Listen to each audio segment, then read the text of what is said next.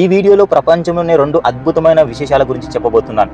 ప్రస్తుతం నేను సప్త నదుల సంగమం వద్ద ఉన్న సంగమేశ్వర ఆలయం వద్ద ఉన్నాను.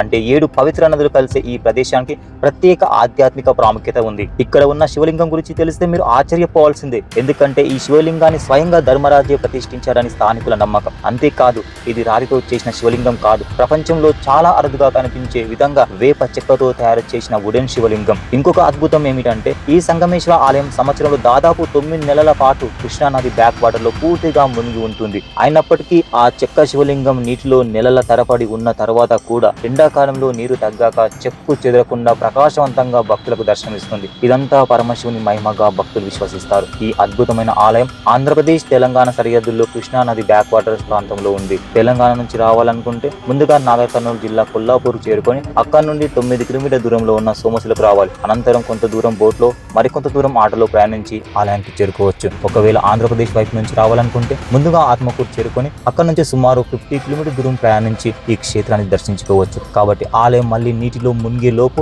ఒక్కసారి వచ్చి ఈ మహిమగల వుడెన్ శివలింగాన్ని దర్శించండి. ఓం నమ శివాయ.